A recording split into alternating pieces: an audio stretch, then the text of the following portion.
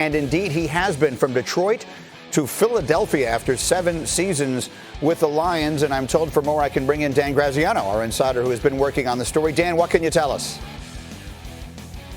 Yeah, according to sources, Greeny, Darius Slay headed to the Eagles in exchange for a 3rd-round pick and a 5th-round pick. This is a player that the Lions really felt like they weren't going to be willing to meet his contract demands. He had 1 year left on his contract at $10 million. He's watching Byron Jones sign for $16.5 million, and James Bradbury for $14.5 million wanted to be paid along those lines. According to our Adam Schefter just a few moments ago, Drew Rosenhaus, Slay's agent, told Adam that Slay has agreed to a 3-year contract with the Eagles. It'll pay him about $16.6 million with $30 million guaranteed over the next 3 years. So it seems like he's happy, and the Lions replaced him yesterday with Desmond Trufant, and they had a couple picks along the way and bid goodbye to Darius Slay, their Pro Bowl cornerback. All right, so not a huge surprise, but the deal is done. The wheeling and dealing continues in this new NFL league year. Dan Graziano, thank you. Meanwhile, let's talk about the Arizona Cardinals. 3-13 2 years ago, worst in the NFL. They hired Cliff Kingsbury after Texas Tech fired him. He replaced Steve Wilkes, who was the coach in Arizona for just 1 year. And then, of course, the Cardinals selected Kyler Murray with the #1 pick in last year's draft, and he showed a lot of really good signs. Threw for 3,700 yards, 20 touchdowns. Cardinals went 5-10-1, which was a step in the right direction, and they had a lot of good moments. And then this week they had a great one, adding DeAndre Hopkins, one of 4 players to be named first-team All-Pro in each of the last 3 seasons. And after all these acquisitions, the Cardinals will look that they might be ready to do something here. They haven't made the playoffs since 2015, but our friends at Caesars Sportsbook have them tied with LA for the longest odds to reach the playoffs out of their division at plus 425. So let's see what it winds up here. And I want to bring Louis Riddick back into this conversation because, we talked about Murray and Kingsbury, and I think there were a lot of things to be encouraged about. And now they get DeAndre Hopkins for what felt like 50 cents on the dollar. What do you make of what they've got working there in Arizona now? Yeah, they've got some nice things going on, don't they? I mean, DeAndre Hopkins obviously is a premier playmaker. And with Larry Fitzgerald, basically at the end of his career, and Christian Kirk being someone who's going to become an emerging presence, and they need guys like Andy Isabella to become big play threats down the field. Now they've got that guy who can kind of be the heir apparent to someone like a Larry Fitzgerald, obviously.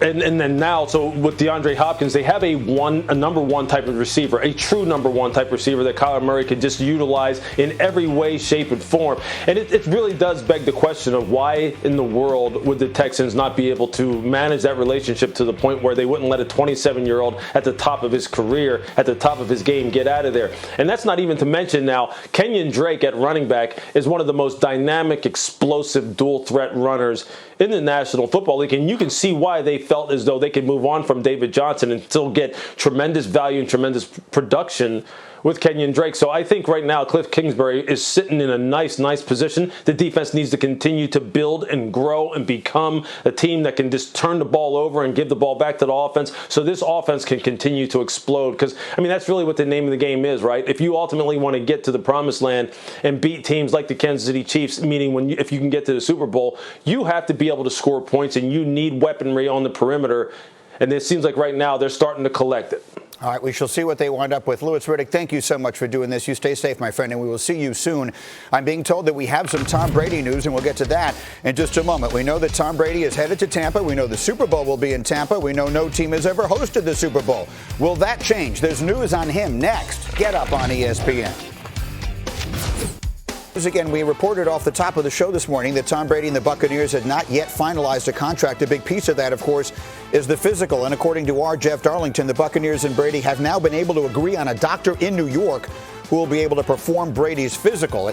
Circumstances under which we are currently living, obviously making it very complicated for the Buccaneers, one of their own doctors, to examine Brady. But now it does appear that is well on its way to getting done. So that's good news. Meanwhile, this is the scene in Foxborough. This is a billboard 1 mile north of Gillette Stadium to Tom Brady from the Kraft family.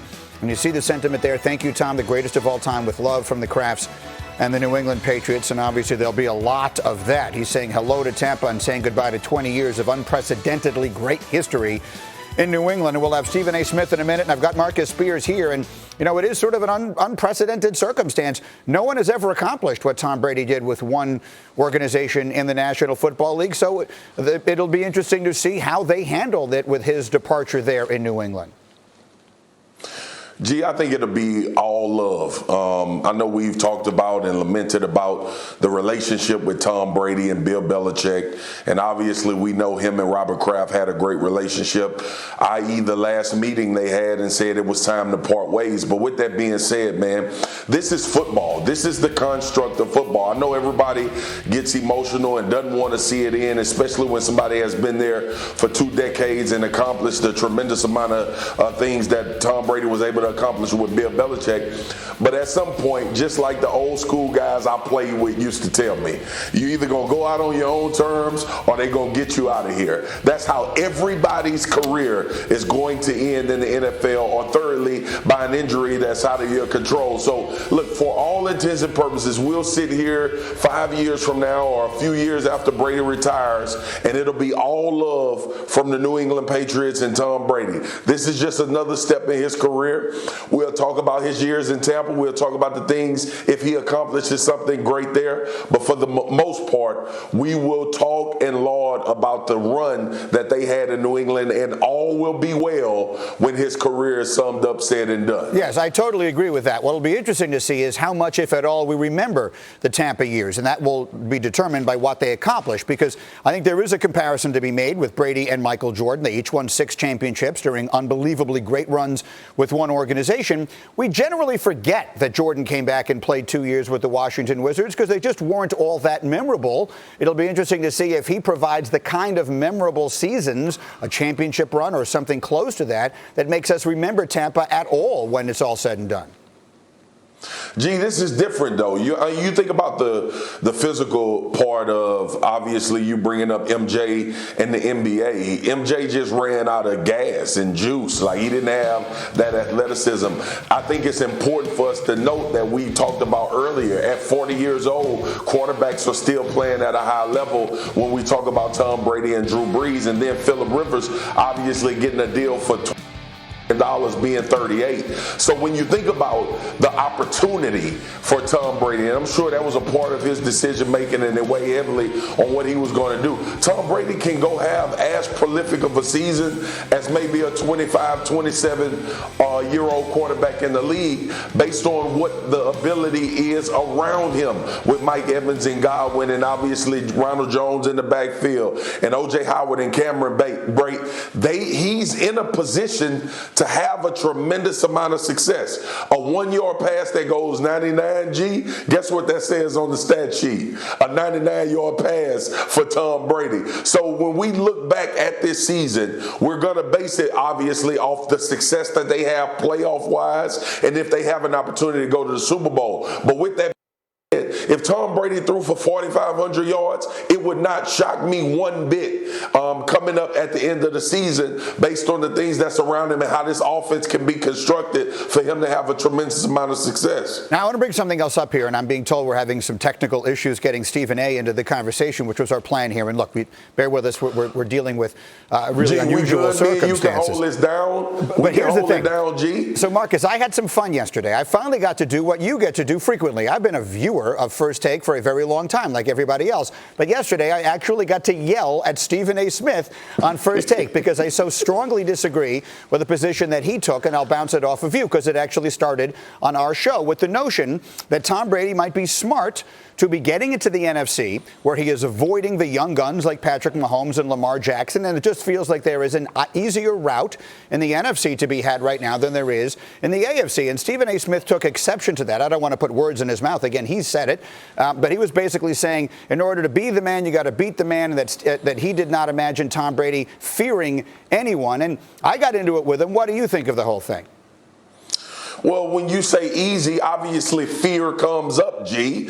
And you talk about the easier route going over to the NFC South. And obviously he has to beat Drew Brees and the Patriots. But, I took exception to that, too, when we were talking. Well, he doesn't need to go to the Chargers because he doesn't need to be in a division with Patrick Mahomes. I get it. I understand that Kansas City just came off a Super Bowl. I understand that Patrick Mahomes is the new wave in the NFL. But the whole notion that Tom Brady, in his competitive spirit, was to avoid Patrick Mahomes and Lamar Jackson in the AFC and run and hide in the NFC so he would only have to face those guys in the Super Bowl, it just rubs me the wrong way because we've talked about for so many years that Tom Brady is the ultimate competitor. Right. And he wants to have those type of games and situations, and we've seen him come out on top in majority of those. So when you sit there or when somebody else sits there and says that Tom Brady is running and hiding and scared and going to the NFC so he don't have to face them guys,